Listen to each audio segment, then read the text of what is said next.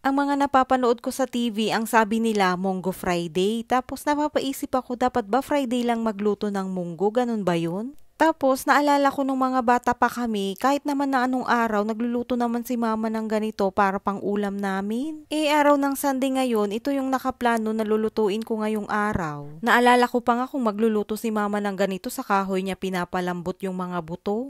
Well, hanggang ngayon naman ginagawa pa rin nila para mas tipid naman talaga sa gasol. Pero kung nagmamadali naman, dun sa pressure cooker na iluluto mas mabilis. Pero for today's video, wala nga akong pressure cooker dito sa boarding house na andun lahat sa bahay namin. Para mas mabilis ka ako ito maluto, binabad ko na ito sa tubig magdamag. Nung mga bata pa kami, sa tuwing magluluto ng ganito si mama namin, habang pinapalambot niya nga yung mga buto dun sa kahoy, naaamoy ko. Tapos inaabangan ko na kung luto na or hindi pa. Kasi alam nyo mga nung mga bata pa kami ginagawa namin itong merienda. Syempre sa probinsya kami lumaki, hindi pa naman uso sa amin yung mga milk tea, hamburger, ganun. Ang mga kinakain namin noon puro mga prutas, tapos inaakyat namin sa mga puno. Bayabas, santol, duhat, siniguela, suha, kung ano-ano yung mga kinakain namin. Bago nga iluto ni mama yung munggo, lagyan ng mga sahog at bagoong, kumukuha kami, tapos nilalagyan namin ng asukal at yun na yung kinakain namin. Ewan ko kung natry nyo din or ginagawa nyo din noon, pero masarap kaya. So yun, balik nga tayo dito sa munggo ko. Simpleng gisa ng munggo lang naman itong ginawa kong pagluluto dito. Ginisa ko lang naman sa bawang sibuyas, luya at kamatis. Tapos naghiwa na rin ako ng sayote, yun ang pangsasahog ko. Tapos nakabili din ako ng dahon ng malunggay, nilagyan ko na rin. Mabilis lang naman itong lutuin kasi napakuluan ko na nga itong munggo, luto na.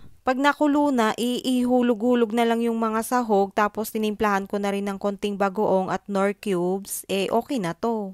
Para sa akin, gano'n lang naman kasimple magluto ng munggo, hindi naman na kailangan ng maraming kaartihan. So, yun na nga mga nakaluto na naman tayo. At next na ay kakain na nga rin kaming mag-iina. At syempre, yung unang kakain ay yung bunso. Kinuhanan ko na nga rin siya ng pagkain at susubuan ko na. Yung panganay ko naman, kumuha na rin siya ng pagkain niya at kakain na rin siya. Ganun po talaga ang setup namin dito sa boarding house. Ako po talaga yung huling kumakain. Yun lamang po muna for today's video. Salamat po ulit sa panonood. Ingat! Bye!